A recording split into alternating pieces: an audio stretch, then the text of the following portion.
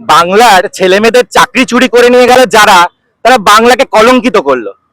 বাংলার মেধার সাথে যারা দালালি করলো সেই তৃণমূল কংগ্রেসের নেতা মন্ত্রীরা, তারা পশ্চিমবঙ্গকে কলঙ্কিত করেছে।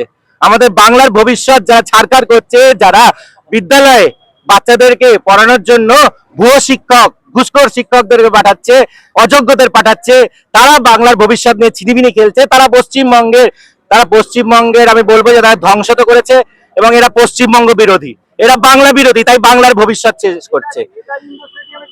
নেতাজির নামটাকে কলুষিত করছে। চাইলে আজকে মমতা বন্দ্যোপাধ্যায় নেতাজি ইন্ডোর স্টেডিয়ামে গিয়ে যারা অযোগ্য, যারা তৃণমূলকে ঘুষ দিয়ে চাকরি পেয়েছে, সেই লিস্টটা প্রকাশ করে দিতে পারতো। তৃণমূল কংগ্রেসই তো ঘুষ খেয়েছে, ঘুষ তো অন্য কোনো রাজনৈতিক দল বা অন্য কোনো ব্যক্তি বা কোনো কোর্ট তো খায়নি, তৃণমূল কংগ্রেসের নেতা মন্ত্রীরাই খেয়েছে। মমতা বন্দ্যোপাধ্যায় যদি চায়, তিনি তো দলের একটাই পোস্ট, বাকি সব ল্যাম্প পোস্ট, তিনি যদি চান তাহলে সেই লিস্টটা তিনি দিয়ে দিক যে কারা কারা তৃণমূলের নেতা মন্ত্রীদেরকে ঘুষ দিয়েছে।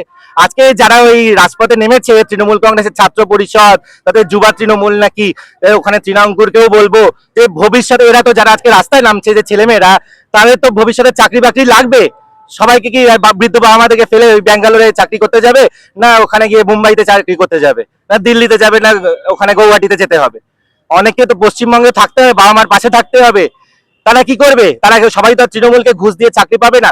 তাদের ভবিষ্যৎ সুরক্ষিত রাখার জন্য এখনই এই তৃণমূল ছাত্র পরিষদের মিছিলের উচিত এই মিছিল নিয়ে সোজা নবান্নে পৌঁছে যেতে, বা নইলে মমতা বন্দ্যোপাধ্যায়ের কাছে পৌঁছে যেতে, যেখানে তিনি থাকুক সেখানে পৌঁছে গিয়ে বলুক যে মমতা বন্দ্যোপাধ্যায়, তাদের দলনেত্রী, তাদের দলের যে যে নেতারা কারা কারা কাকে কাকে ঘুষ দিয়েছে, সেই যারা যারা ঘুষখোর আছে, যারা যারা অযোগ্য আছে, সেই লিস্টটা তার কাছে পেয়ে যাবে।